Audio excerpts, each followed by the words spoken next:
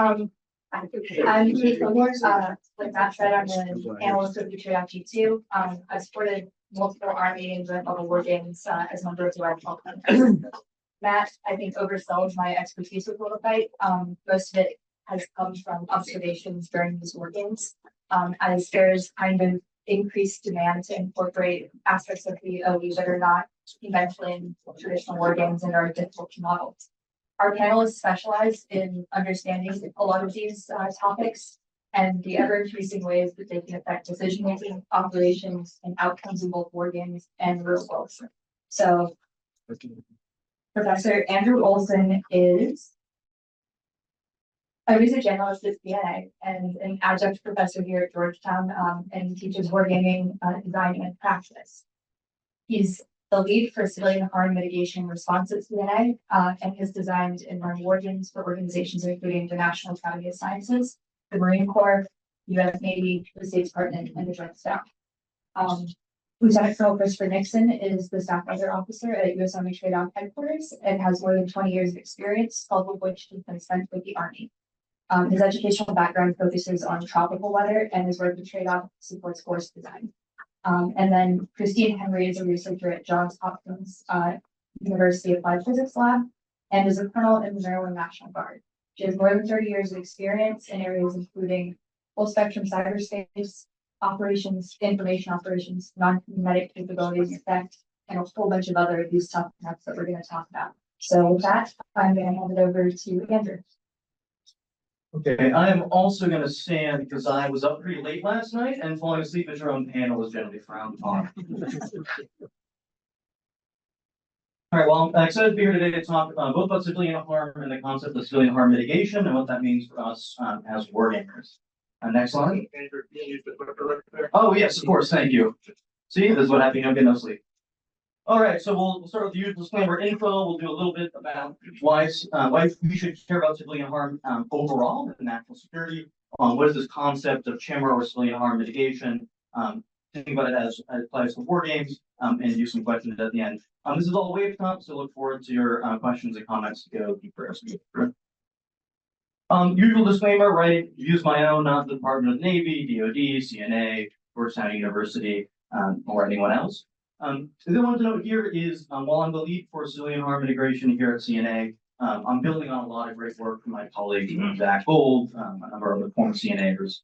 So some questions about civilian harm mitigation that I may not be able to answer, but I look forward to pointing you towards our experts there.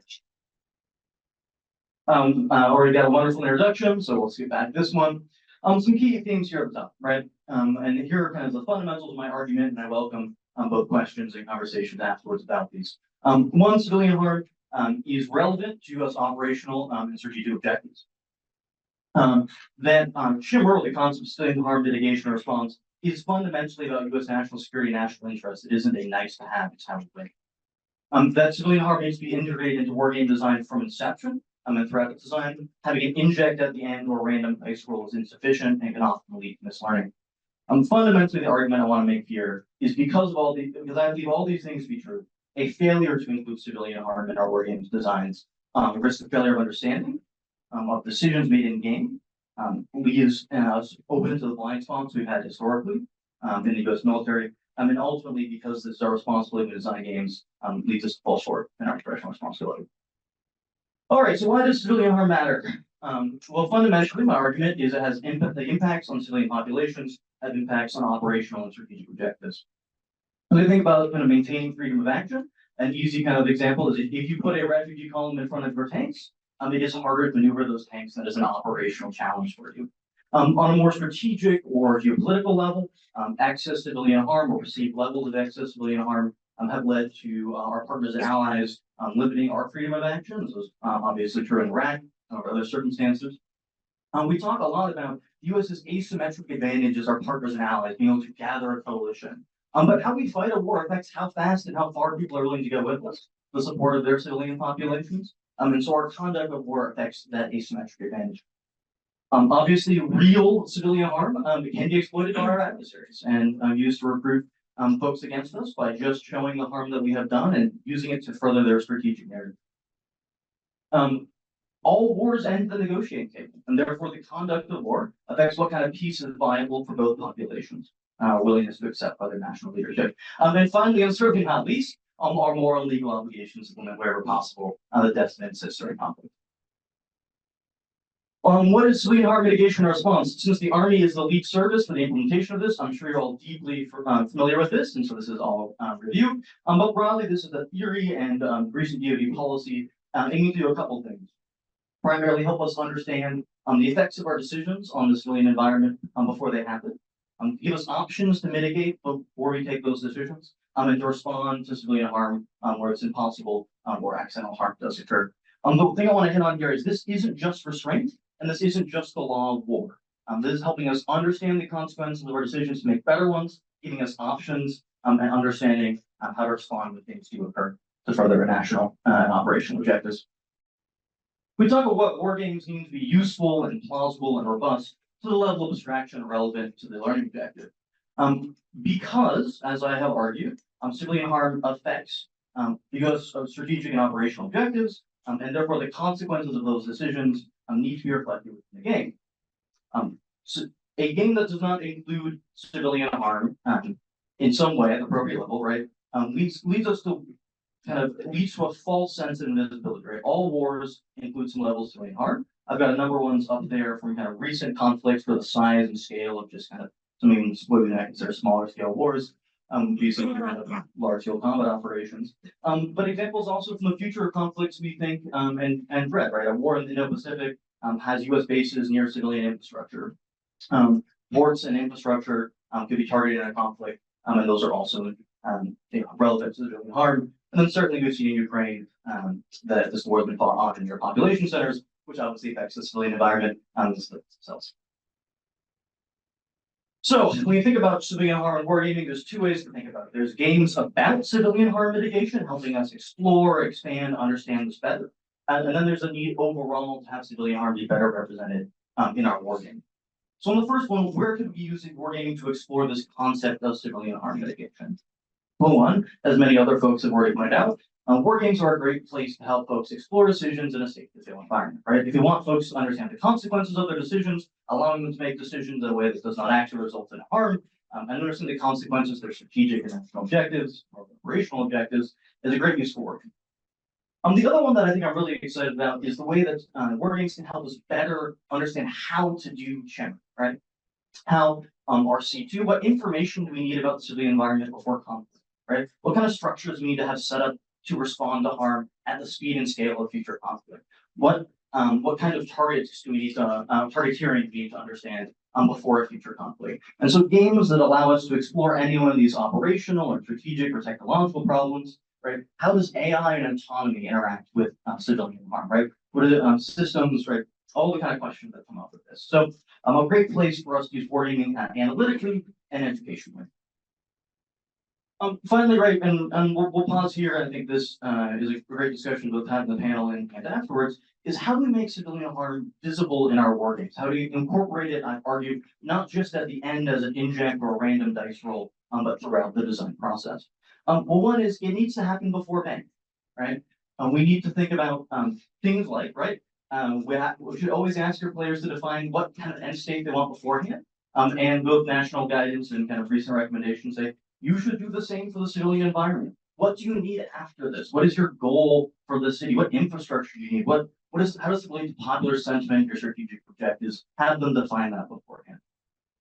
I think the other thing I really want to point out with we think about injects is if we just have a random dice roll that says, hey, you rolled a 1, you missed your target, and there's some civilian harm, what you gonna do? Sucks to suck. It ignores all the upstream decisions, right? War games are about decisions. And there are a whole series of things, our approach, our targets, our theory of victory, how we approach this operationally, strategically, that if it's just a random dice roll, ignores and can lead to mislearning. Oh, civilian harm was unavoidable. I rolled a 1, random chance happens, and so they can lead to mislearning. So I want us to think about how do we make this visible and integrated.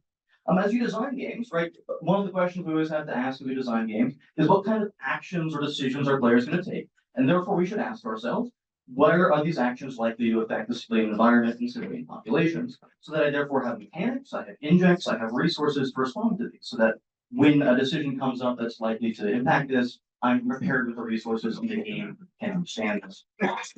Finally, and I think perhaps most importantly, what's visible on the table is what's relevant to the players. And so we need to find ways to get civilian harm in front of players at the level that's appropriate for the game, right? We don't want to get in the way of other learning objectives, but we want to portray it into the level and the detail that's relevant for those objectives, right? This can be anything from just having small blocks on the board that represent casualties, right? In the same way, you might have a casualty marker for BCT or other kind of wargaming cubes, right? Make it visible that way. Some people brought up victory points or other kind of popular sentiment markers is another common way in commercial games to bring this up. I would challenge us in the same way that we need to have a shorthand for how many sailors go down and when a carrier gets struck, or when a DDG goes down. We need to have that same kind of shorthand data to think about what that looks like for the civilian environment, so that when a player asks, "Oh, we're bombing a city there. What does that look like?"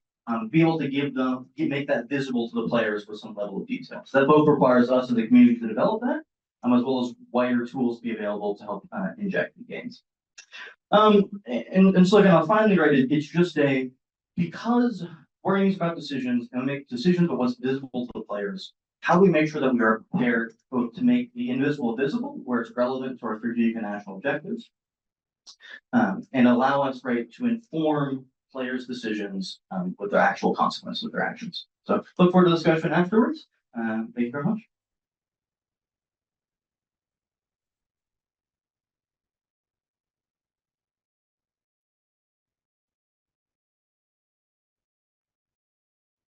All right, I'm also going to stand. I too was up till 3 in the morning watching the election. So those that are sitting in the front, my eyes are bloodshot. It's a combination of that, and then also Ian Brown mentioning weather in his discussion, how important it is. He brought tears of joy. To a little bit of that too. But I appreciate this opportunity. I am Chris Nixon. I've been in the Air Force over 20 years now. 12 of those have been with the Army.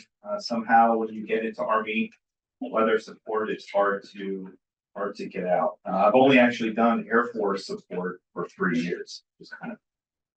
I'm going to leave this up here. So, just for a second, take a picture of my contact information, please. And I'll say this: we really, as an Air Force weather community, we really want to get into wargaming and also a much bigger role into war fighting.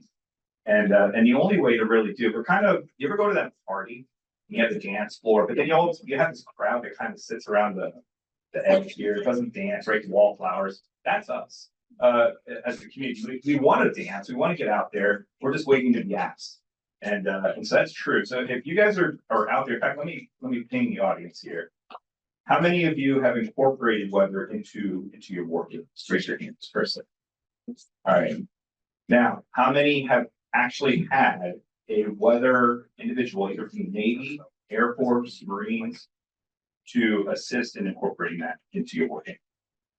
Yeah. So just a handful. So that's where we need to improve. That's where I want to go with this conversation.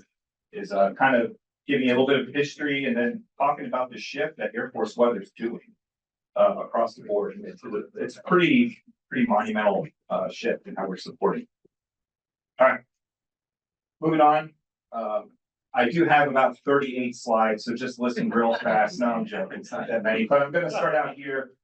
A little bit of a comical introduction here. All these images are pretty major life events, right? So you go from wedding to vacations to playing concerts, retirement. What do they all have in common? You got to consider what? Weather, right? Or climate, whatever it is. When I got married, I love my wife dearly. I had no idea she was planning her wedding since she was 8. And so when we started going down this rabbit hole of detail, she's throwing all kinds of stuff out. I'm like, listen, beautiful, just tell me where and when to be. And I'm there, right? So she had all of this lined out. So she definitely brought in like this whole vision of what season she wanted to get married in. And it was December, my favorite time of year too. But out of all this said, it's important to bring in weather and climate into a war games, into a war fighters, especially in this next theater that we're going to be looking into conflict, right? It's hugely monumentally important that we get this right. Some examples of not getting it right. So we have Napoleon on the top left, the invasion into Russia. Right next to it is the Soviet invasion from Hitler, the German army, right? They kind of went in there. What is ironic about it, so Napoleon did it in 1812 and Hitler's army did it in 1941. What's really funny is they both did it in June, right? They started out in the summer months, everything was pretty nice. It's flat land over there, so they were able to make a lot of gains on the ground pretty quick. Got bogged down here in near Moscow, and then a lot of defenses and slowed them down, and then they were tapping December. Right, of course, you couldn't take the pole, so they both retreated. You have what happened in Japan, World War II, as far as the nuclear strikes that we had. So 3 days after Hiroshima, we went out. We were going to do another nuclear strike. The primary target that day, there was a lot of cloud cover, so we could not see the ground, and that was one of the must-haves. So we went to Nagasaki. That was our second site, and it just so happened that was also cloud cover, and there's a lot of smoke. We were firebombing around this time, and couldn't see the ground, but as they circled, there was some clearing, and they went down to a lower altitude, got into the clearing, and they were able to complete their mission. And then the very last bottom right mission or image here is George Washington. This is the battle on Long Island in 1776 in August. He was able to retreat, right? So several thousand of the Continental Army, army men were able to retreat at night due to fog cover. If it wasn't for that fog, the British would have seen it, attacked, and Washington was able to use that, regroup, and rest is history, right? So weather is incredibly important in these events and for future conflicts as well. So really, it all comes down to this tug of war that we have going on. And as I go through this, I'm going to be talking about wargaming and war fighting, right? So I'm going to kind of synonymously put them together. There are differences, but there's a lot of similarities in this aspect as well. So the tug of war that we really find is real world weather, right? How the real world weather impacts the operations, the capabilities, and how do you balance that now to allowing the blue team, for instance, or commanders, right, to demonstrate their mission readiness and operational capabilities. And a lot of times what I find is weather is looked at as hindrance. All right. It's kind of this annoying thing that we know we have to have, but we have the capability in wargaming to kind of ignore it. And it really kind of is at a detriment to do that. Here's some comments that were done after action reports from one of our warfighters that happened last year. And you don't have to, I'm not going to go through all of them. A couple of common threads here is essentially when we try to script weather and hand out what the weather is going to be for the duration of either a war game or a war fighter, it really handcuffs us into sharing our expertise, into getting us integrated properly into the planning sectors of mission commands. And it really doesn't allow the commanders to understand how to navigate weather limitations. All right. And so are we really setting up our leaders on the field in a conflict for success if we don't incorporate weather properly? Current support that we really provide to war games and war fighters, it's more or less execution weather. When I say execution, I'm talking within 3 to 5 days. So we're basically the active weather for the military right now. We don't do anything that's tremendously long term outside of just some climate outlooks. But where we really need to get better is within a much shorter window when I talk about like from days to maybe some months in that time frame there. And doing it in an information advantage or information warfare setting, which I'll get into here in a second. How we present forces from the Air Force weather community. So don't get bogged down by acronyms. I know there's a lot of non-military here, but a UTC is another way of saying teams, right? How do we make teams in the Air Force weather community to deploy downrange to support the warfighter? So UTC is synonymous with teams. The way we do it is 90% of our teams are execution focused. So remember, when I say execution, I'm talking real near term. I'm talking within a couple of days. That's our forecast window. Planning is much longer than that, right? How do we deal with COA analysis? How do we deal with local analysis? Very few people in our community are involved with that. That's what we got to change. All right, we need to get out front. So our director came out and said, where do we need to go? This was a survey that was done about a year, maybe about 15 months ago. And this survey was given to Army commanders that have SWOs, which are staff weather officers, to support their mission. And what you see is that lighter blue, that teal color, is where these responses came. And almost entirely, it was centered around the first 3 days or so of weather. There was very little to none that were focused on the planning sector. So that darker blue is where our director wants to move, where we support. So he wants to go more downward direction from execution and much more involvement in the planning sector. Wargaming is a way for us to do that. We got to get inside of this wargaming opportunity and really share about how we can influence the outcome of this with the enemy. So next is some slides on how we're shifting from a community standpoint. It really comes down to this information warfare effort. And what does information warfare mean? There's a lot of different definitions. I threw a couple up there. The next slide has another one as well, but the Air Force defines it really about deliberately affecting adversary human and system behavior and preserving their freedom of action during all conflict, crisis, and competition phases. There are 6 different capabilities that within Air Force that the Air Force defines within information warfare. You see all of them. Weather is one at the very bottom. So we are underneath that umbrella. And so as a community, how do we define it? And this is where I want to spend a little bit of time. And it's really on that last bottom there, create asymmetric advantage for friendly forces. So how do we leverage weather to where the enemy is going to be more adversely affected than ourselves? And you think about the difference that we have between the point fight that we've been involved with for 20 years in Iraq and Afghanistan versus our future fight potentially here in the Pacific Theater. What is the difference? The main difference is weather. So in the coin battle in a desert environment, the limitation to us conducting operations were solely based on visibility or other adverse weather events. And all of that really was an adverse effect on blue forces. It didn't affect red because it didn't have the capabilities, right, that really cared about what other was going to do. That is totally not the case here over in the Pacific Theater. So what we're now doing is we're saying, hey, weather may suck, may not be good for operations over here, but we need to launch anyway because it actually affects the enemy more than us. So we need to use weather as a advantage multiplier.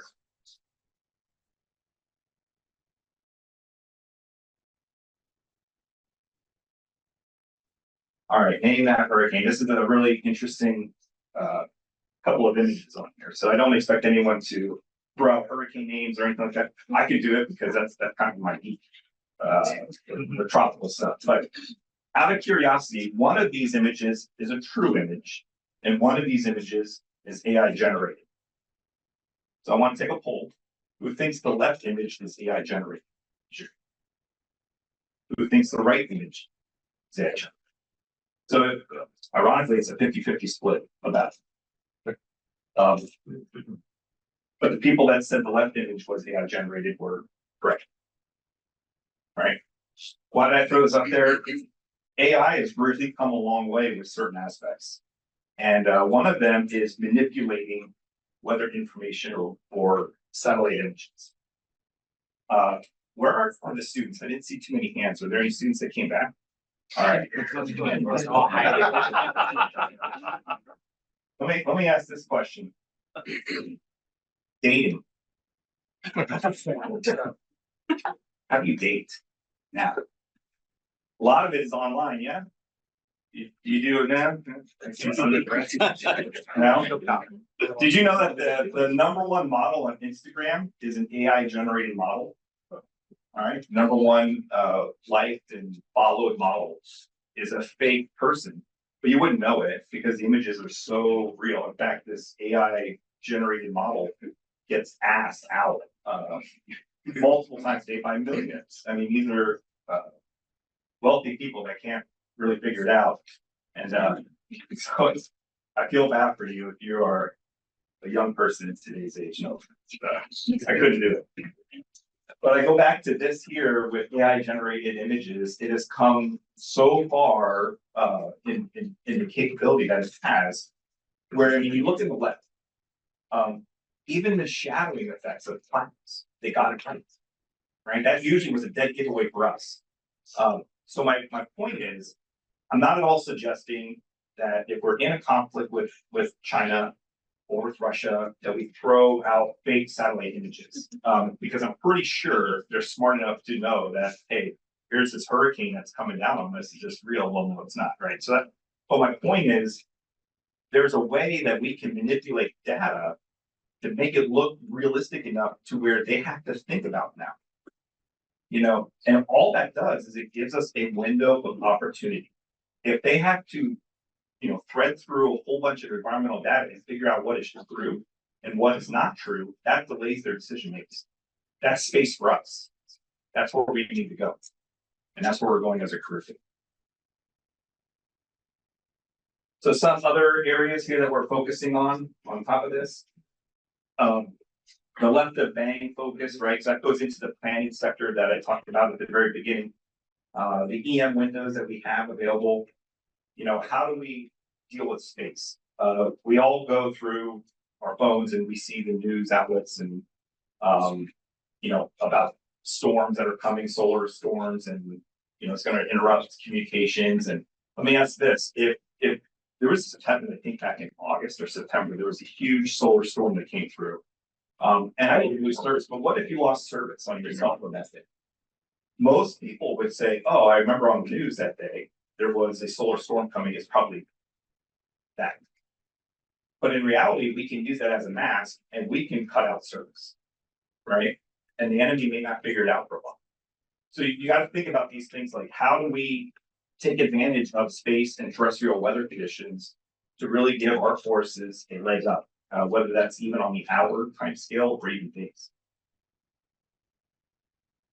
Cognitive targeting. So this is where we throw out information to the public that we use with perhaps PA public affairs that really kind of turn or influence the population against the government.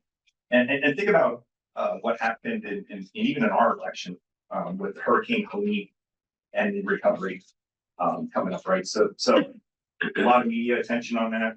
Do the same. All right, last slide, I promise. This is ideas for the future. How do we incorporate weather? A couple of ideas. You can either split the war game, split the war fighter into two sectors. One that incorporates real-time weather to force us to incorporate these environmental effects, and the other one can be scripted. The other way is maybe doing this thing called ION, which the G2 has, Information Operations Network. How do we replicate an outcome that we want, but using our data sources that we have today for real-time work? And the last thing I'll throw out there, it's not on the slide, but AI. How do we leverage AI to manipulate the data in ways that we want to, or how do we get it to generate weather conditions in war games? So some other questions out there. And that's where I'm going to leave the discussion. So I appreciate your time. Hi, we're still good morning. I'm not Ruth. First, check your agendas. It says Ruth.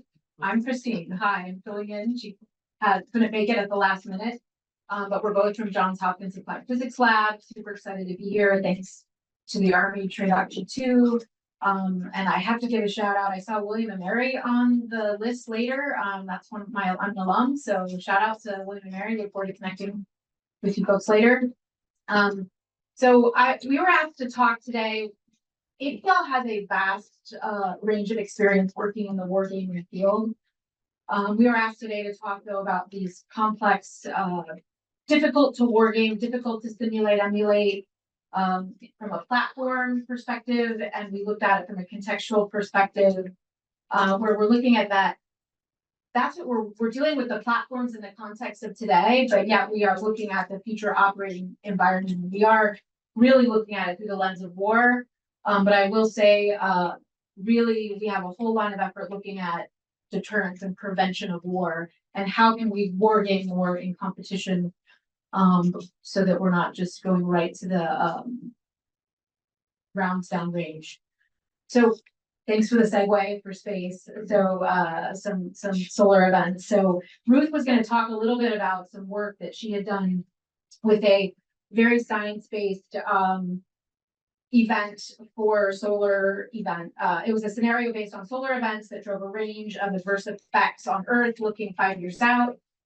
What was really interesting about this was it was sponsored by both NASA and the Department of Homeland Security. So it's one of the kind of bailiwicks that APL can bring to the table is also bringing these different organizations together, and also throughout industry, which I'll give some examples of later. I'm not an expert in that particular solar event piece, so you don't get any slides on that today, but please, I can connect you with Ruth later if anyone is interested in that. Let me know. But what I am going to talk about really is kind of the vast array of different experiences that APL has within this wargaming community. So we are a university affiliated research center. So within that, we have two roles. One of them is really we're this trusted advisor to the government. So in war games, you'll often see us as part of the red team, white cell, or I haven't heard mention of the green cell yet. So dealing with industry, other partner organizations. We have a tendency to be knee deep in bringing in and helping navigate through the green cell pieces of the war games. Second, well, before we have Army North currently, we're doing a weapons of mass destruction wargaming series bio right now. I think they're having their final planning conference in San Antonio as we speak. We have a counter UAS, so not just aerial, also maritime effort. We have missile defense. I'll talk a little bit about mod and sim because I think there is this interconnection. So I would say we default to a lot of mod and sim at APL. We're a very data-based organization, but huge connections and intertwining between what happens. And I think a couple of people asked questions on that earlier, and how that drives war games. So first, we're this trusted advisor role of the government, where you'll see us playing roles in war games and helping drive scenarios and that sort of thing. But second, as a non-for-profit, we are well known for some of the tools that we develop. So software platforms. Typically, we're doing more of the proof of concept version of things. We're not competing necessarily with industry. We develop different proofs of concepts, and we often partner with industry. And as Group W, I think I've actually worked with some of your folks on something recently. So I'd love to connect with you later on that as well. I will talk a little bit at the end about tools that we have, some examples basically that are tied into wargaming.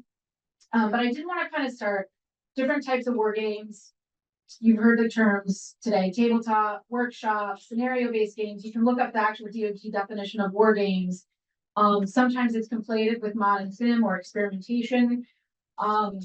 I will say, as I talk today, I'm not going to try to get tied up in the terminology. I think they're all interconnected, and I'll give one example. A few years ago, I ran an independent research project. It was my background is offensive cyber and information warfare. So also thanks for the segue to all that. We ran unclassified event. We called it SHOW, SHOW, and the acronym stood for Small Hybrid Operational User Working Group. But we were really wargaming. And what we did was we had some hands-on folks. So we brought in some users, operational users, and we put them on a virtual environment. We had them conduct some really unclassified versions of offensive cyber, and we had it tied into the scenario, but then we used that data from that virtual environment to feed the TTX piece, right? So we were able to do kind of a hybrid format, and then you get into the wargaming after that. So it was kind of, they fed each other all in time. And I think as I get into later sort of challenges, I think that's one thing that sometimes we're very stovepiped in how we approach, wargaming. And I think the more we can intertwine the data between all the different events and not get caught up in, oh, well, I'm doing experimentation. Oh, I'm doing modern sim. And, how do we connect the dots on all of that in the future?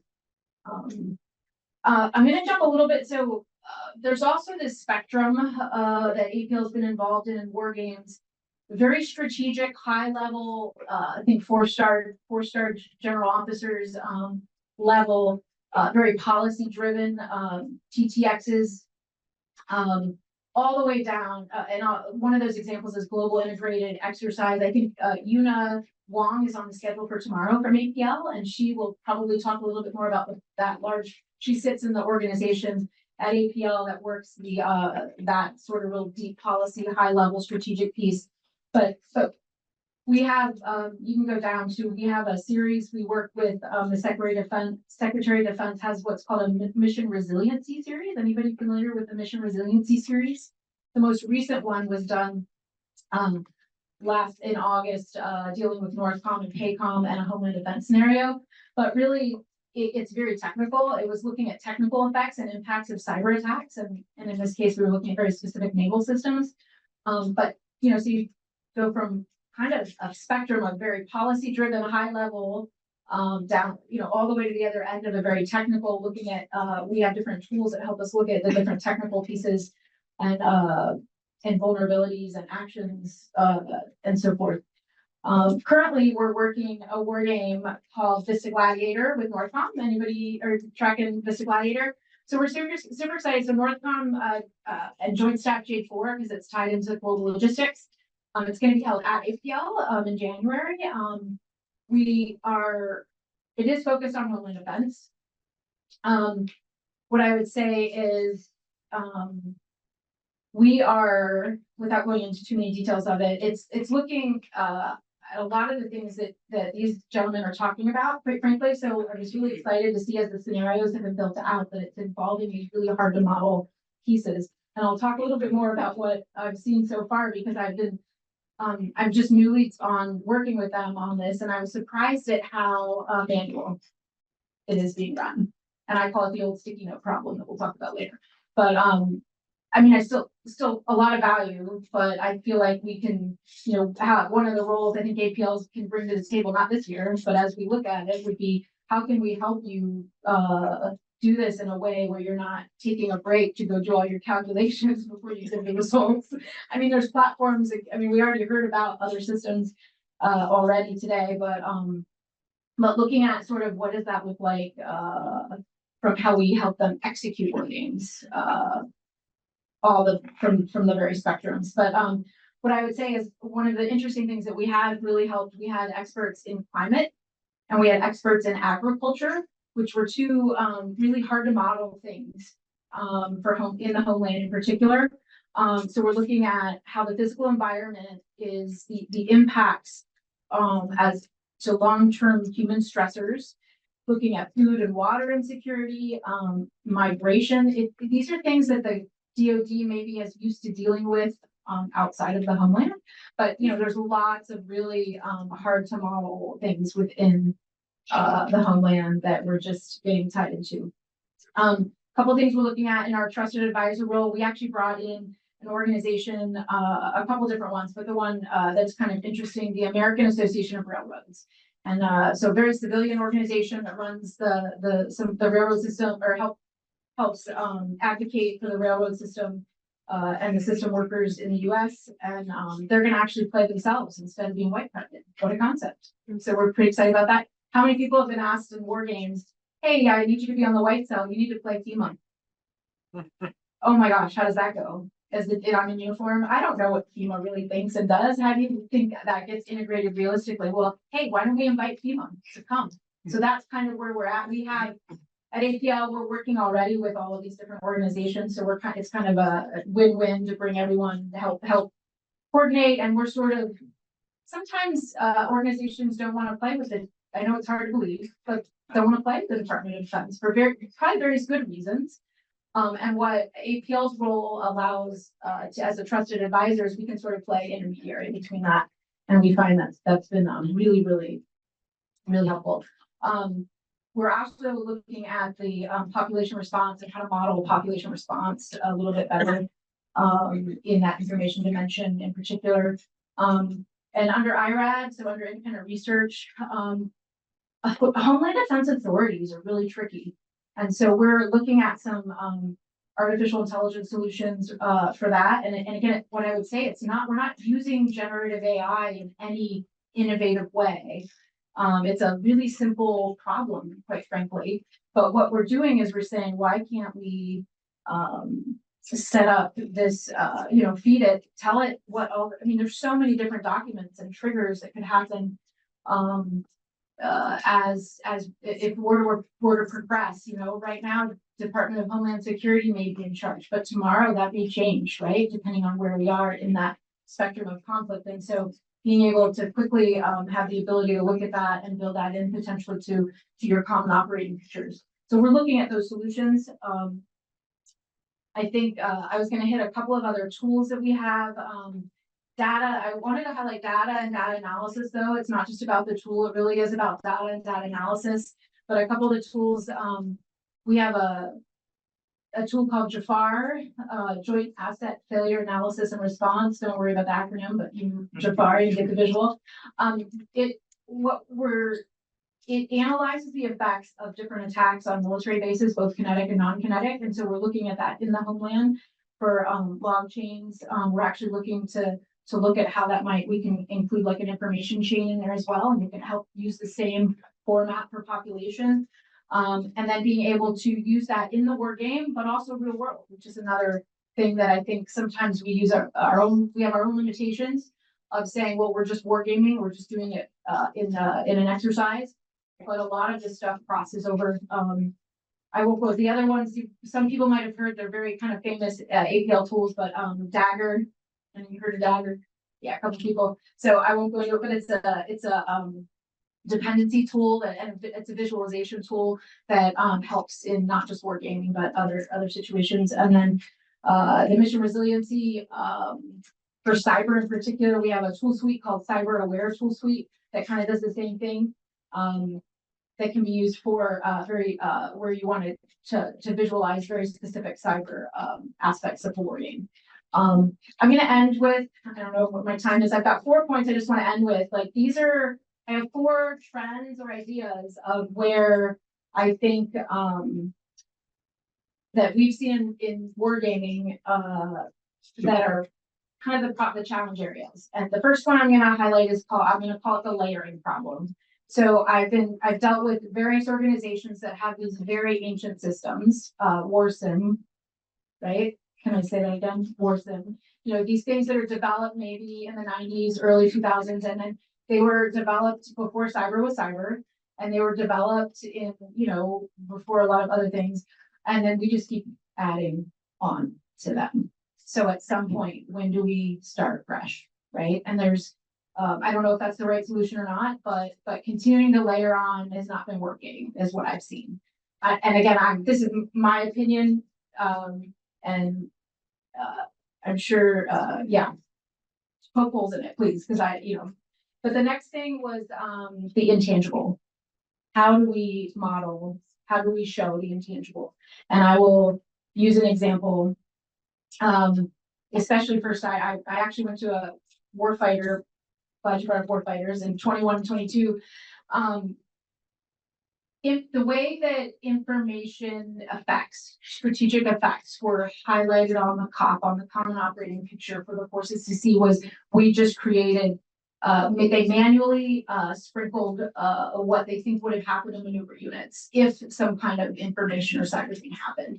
And so, for example, if the cyber attack occurred that maybe turned off the power, all you could see on the battlefield was that, oh, somehow my tanks were affected. My building was affected because the lights went out or whatever. You didn't actually see that it took you 3 years,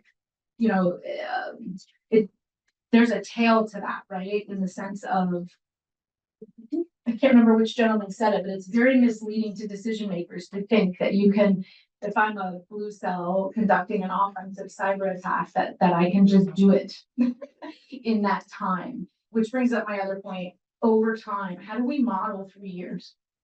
I don't care in cyber about the actual day of when all of the kinetic pieces, all the five, you know,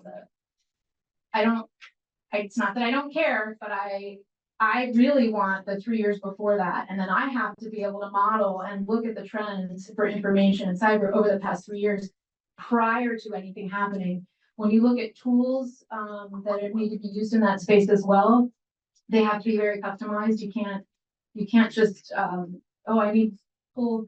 Go give me another tank. Go give me another piece of ammunition from the armory. You know, you have to customize and develop, and it takes years. None of that is being modeled correctly, and people are making acquisition decisions at the very senior levels based on these war games that aren't accurate.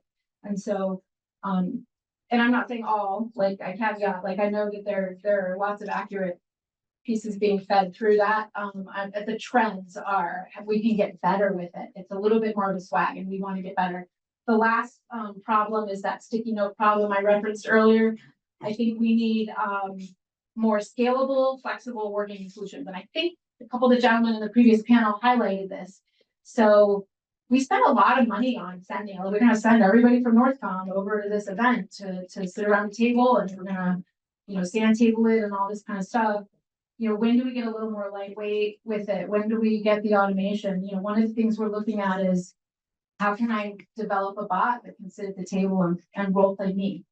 Because I don't need to, you know, find the NorthCom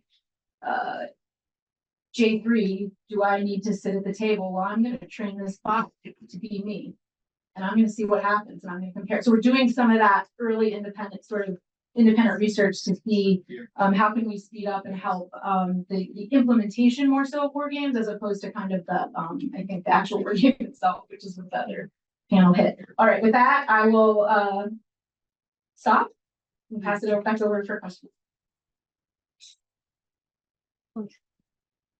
Thank you. I do think we have time for a couple of questions before we break for lunch. I understand everybody's probably itching to get out of here, so with that, question. Yes, we do have time for.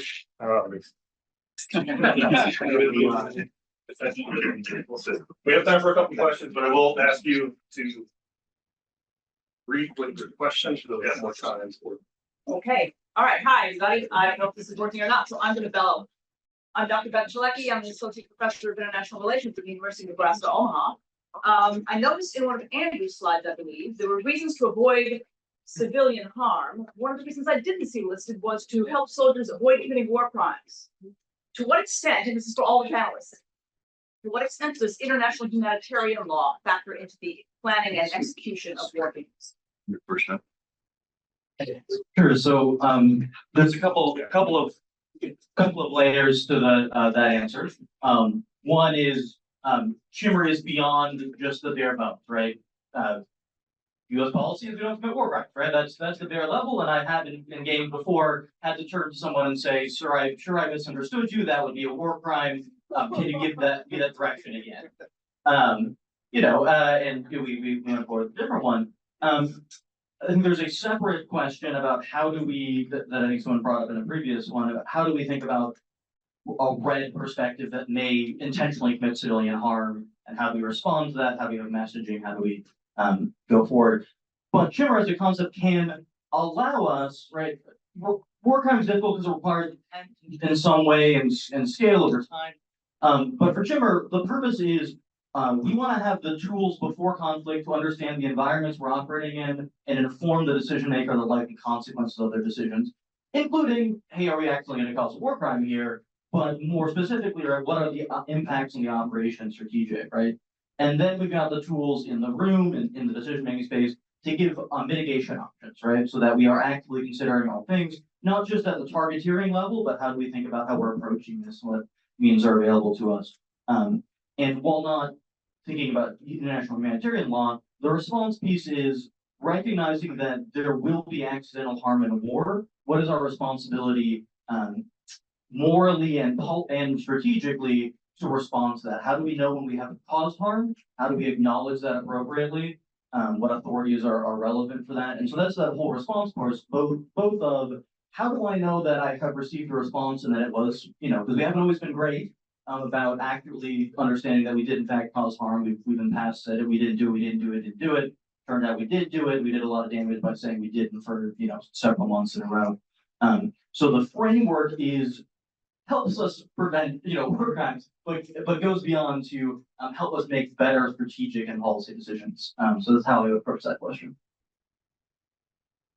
From a weather environmental standpoint, instead of war crimes, I'll sum it out with WMO, the World Meteorological Organization. So there are agreements and that we have in place as to how we safeguard information, that we relay information out to WMO standards.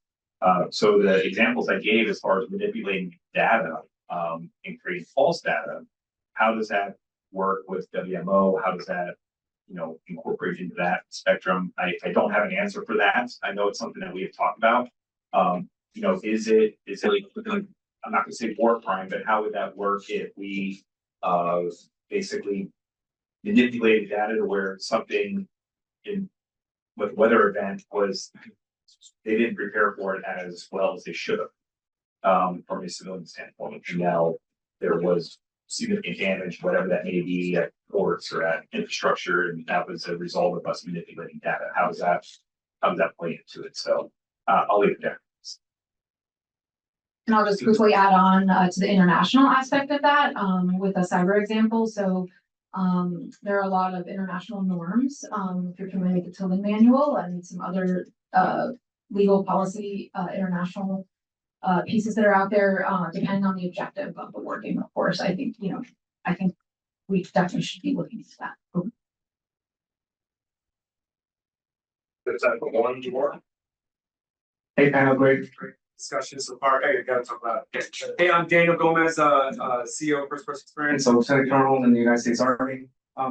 Great points about intangibles. I was looking at one of those big expensive computers, and the guy was telling me how they can measure what the maximum effective range of a Bradley fighting vehicle is and how it shoots through cover and whatnot. But he couldn't tell me the max effective range of a tweet, right? Because that's hard to compute and things like that. So my question goes to that point. How do you guys add those wazoo new technologies that aren't even created, new ideas, things that have never been seen on the battlefield before in your war games? Do you guys just keep it out because it's too hard to math, or do you at least try to address it in some way, shape, or form?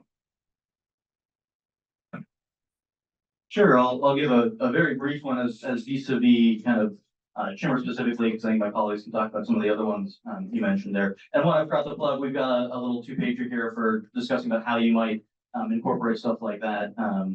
So come up and tell me I'm wrong about all the ways I've argued you should. But vis-a-vis, how do we think about new technology around that? Most often, practically, that ends up being a facilitation decision that day if it's truly unknown, right? If it's I did not plan for this, and then it's either do I have the expertise to make a reasonable call today? And then in the report afterwards, highlighting that, hey, that was a swag, right? Like the fact that we decided it that way isn't supported yet by data and going back through and trying to understand the bits and pieces, right? As much as possible, I think a lot of things you're bringing up, right, touch on things we need to understand in all games, right? Discussion previously of popular sentiment and will to fight and victory, right? We don't commit violence, we keep their strategic ends, right? And understanding how those things reflect those ends. So practically, if it's unknown before the game, a game day call, caveated by data, in the report afterwards. I look forward to my comments. Always the rest of this. Yeah, the one point I'll put up, the one area that historically we don't have much of an experience forecasting is stratosphere winds, right? Stratosphere conditions, and balloons are becoming a lot more prevalent, both blue and red. And so the one thing we have to understand is in the atmosphere, when we're flying these things in the lower stratosphere, the stratosphere varies as far as height above the ground drastically in a very short amount of distance. It just so happens that Taiwan lies across the Tropic of Cancer. And the Tropic of Cancer is a zone where the stratosphere will go on the tropical side from 60,000 feet above the ground and over the course of 400 or 500 miles in latitude, drop about 30,000 feet. Right. So there's a huge difference in the altitude at which we're going to have to fly these balloons, which makes a drastic difference on wind direction. That's one of the reasons why, some of the news over the last couple of years, we have these rogue balloons going over the United States, you know, it's not. It is what it is, but you know, it's a win issue. I will give kudos to the wargaming community. What I've seen is people being flexible and building new topics in, at the very last minute as needed, in the cyber community in particular, several years ago when information warfare, became more prominent, they were able to pivot quite quickly and add that in. So I that's one example. I think there's probably plenty other. Is it automated? Is it integrated all the way? Maybe not till next year, but I think addressing it does happen and should. Yeah.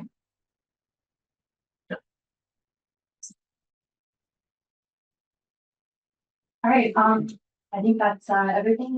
If anyone has any further comments, I'm sure our panelists would be happy to talk to you after the panel. And enjoy lunch.